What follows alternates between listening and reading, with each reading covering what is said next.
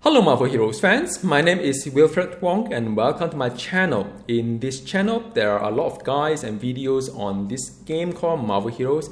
And if you like this video, do check out the link at the description of the video. There are more guides for you to watch. I devote my time to update my guides as and when there's a change in the game, a change of hero. Like now, there's a blessing has been changed. 1.21 bring forth a whole new set of blessing. Like it or not, love it or hate it, it is going to be something that we have to use.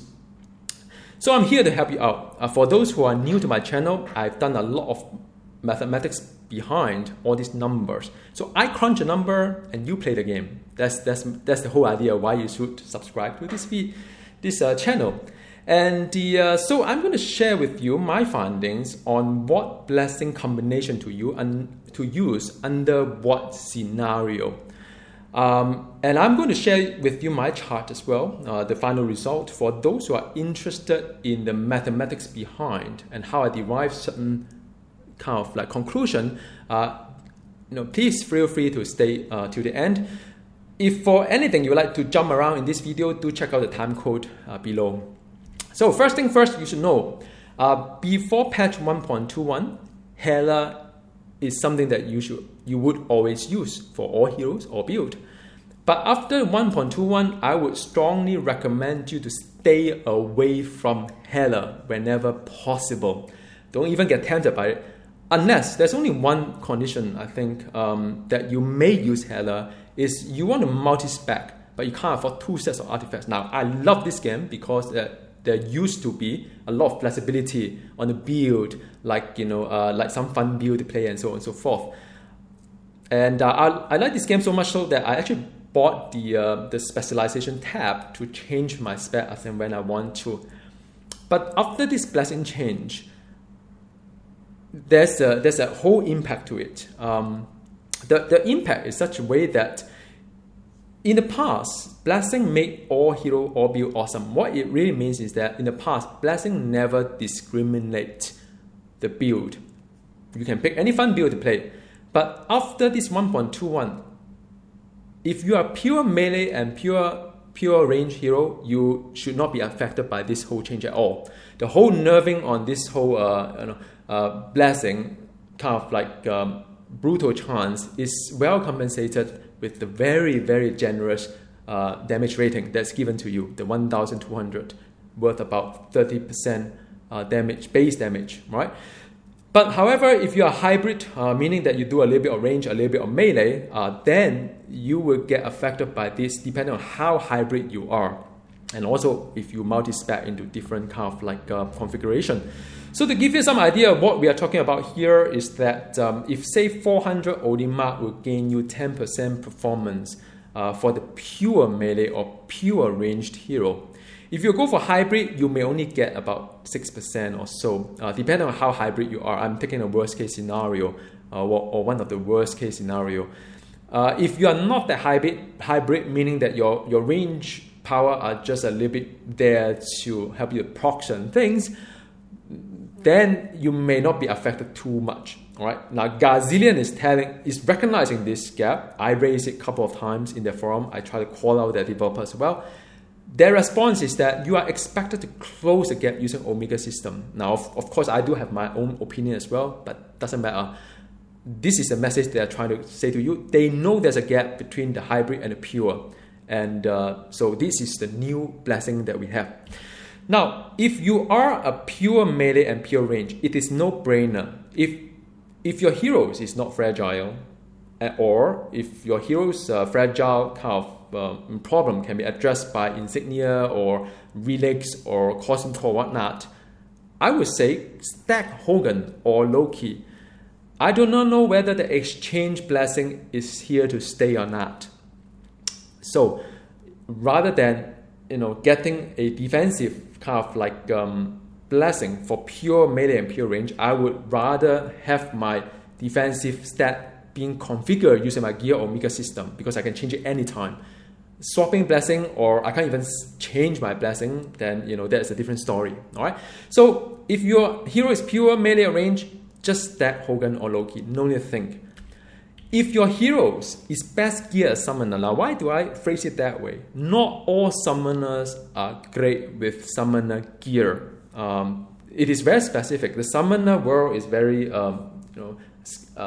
disparate. Some summoners may be very, very good with summoner gear. Some summoner may be actually better if you don't use any summoner gear. All right. So now, however, if you're sure, if you follow my guide on my channel, if you're sure that your summoner is good with summon gear, then you should stack Frigga. All right. The third one is that if you're a hybrid, what should you do?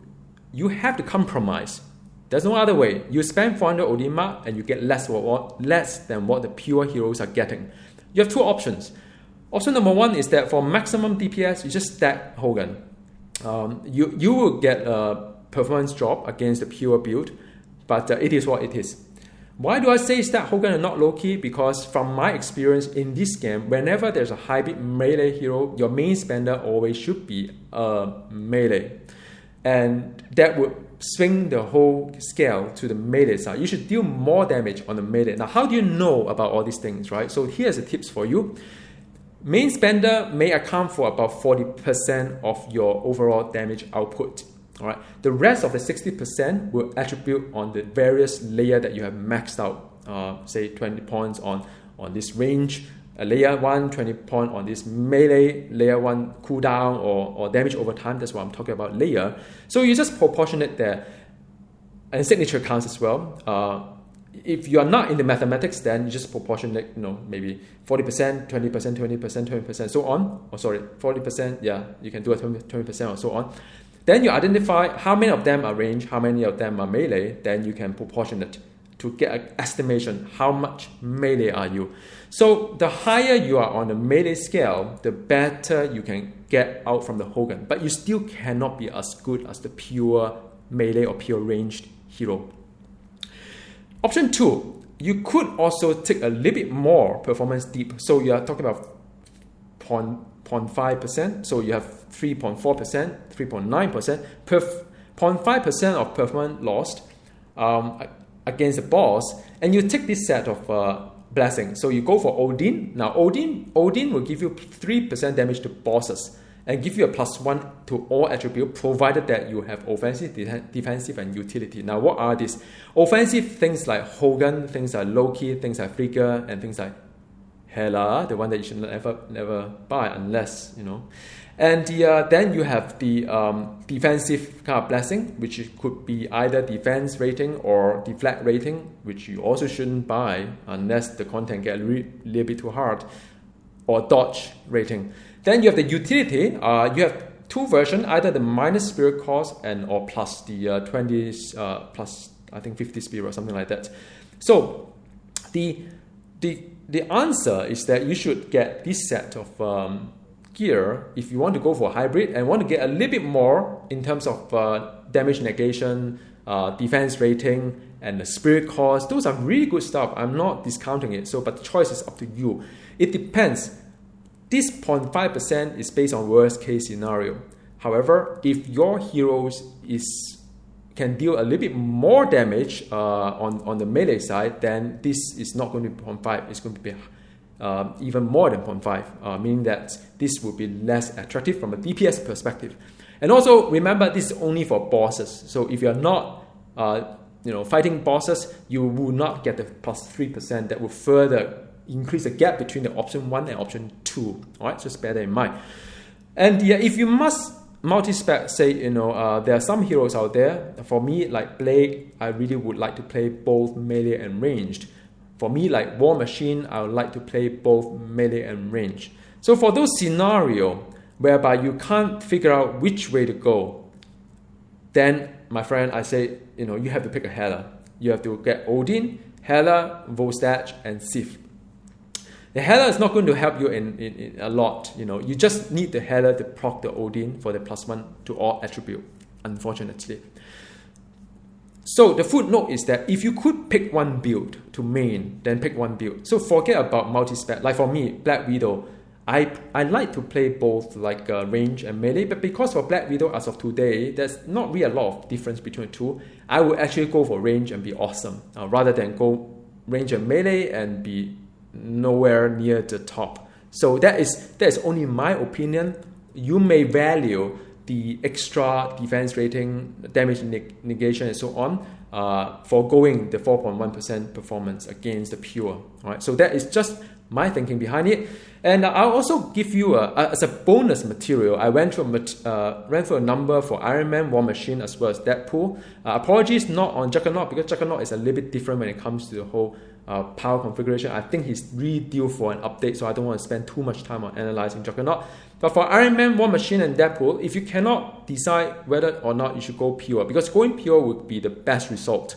But this one here, the boulder, if you stack on it, because the plus 50 spirit means pure damage for War Machine and the Iron Man, and also for Deadpool, the passive will increase the pure damage as well as the crit and brutal damage rating.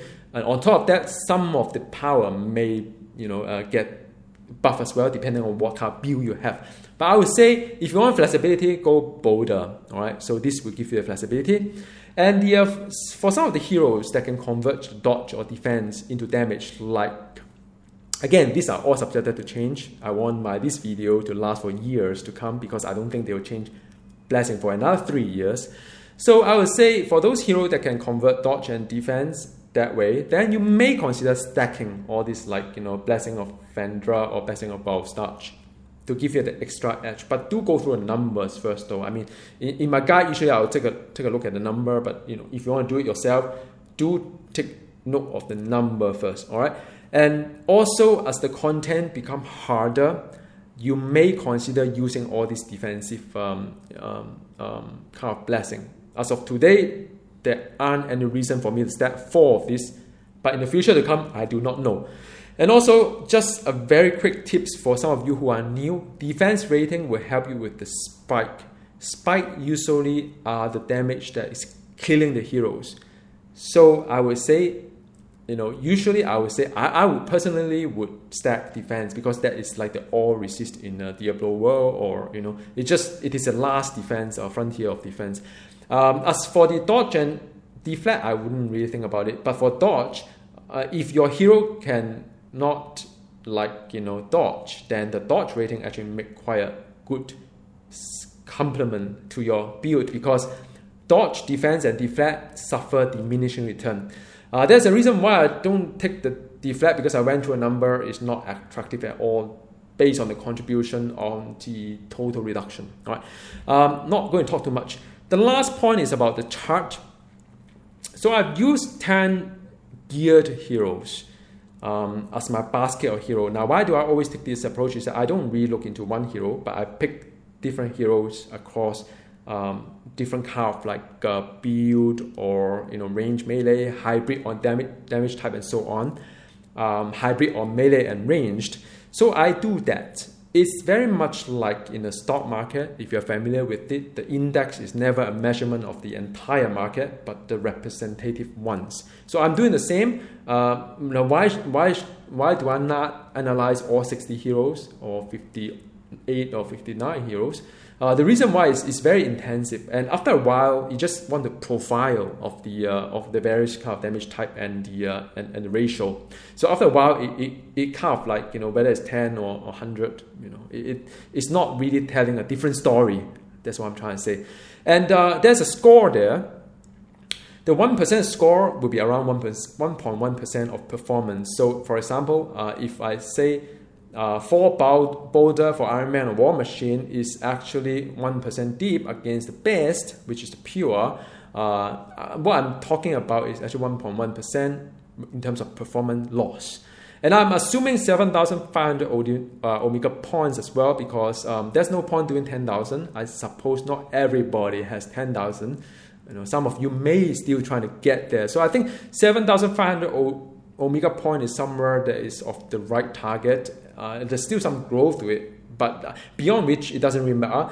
And for all my heroes in the basket, I always pick on the attribute notes as well as the plus fighting, just to make it comparable between each of the heroes. All right. So just to summarize, what this story means is that pure Hogan and Loki will give you the best result.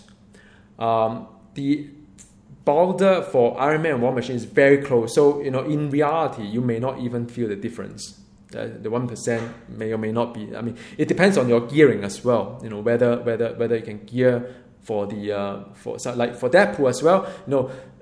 Don't take the 2.8 too badly, because I haven't factored in the awesome that can affect some of the main spender for the ranged build. All right, so that is just purely on Deadpool passive. That's why I said for Deadpool, Ironman, War Machine, I would say Stack Boulder give you the flexibility to go whatever build that you want. As for the Odin with Hogan and Loki, for those who need a little bit of defensive stat and say, well, I'm a pure range or pure melee, but I still need the extra 1,000 defense rating and a little bit of health, a little bit of spirit cost reduction. Can I do that? Yes, you can. You're dipping around 3% of performance. That's all about it. But if you're talking about 60% hybrid, then of course you dip even further, which is at the 3.4 region. However, if you are actually 75%, like for example, there are some heroes that don't really have a lot of range power. I'm not going to name them right now because this video is going to last for 3 years, and in these 3 years, many things may change. There may even a hero call, I don't know. So I would say that the thing keep dropping, and if you look at the Hela and a stacking Hela, they are really finding the boundary of the worst combination. So I would recommend not to even stacking Hela at all. Odin with Hela just for the multi-spec, okay? So anyhow, thank you very, very much for watching, and thank you for all your support and motivation as well. I would be doing more guys on the Omega system because I've been wanting to do that until they make this change, that I can do something like the Omega guide and so on. And if you have any recommendation, any question, whatnot, drop me a comment below and I'll try my best to work for you. All right, see you next time and goodbye.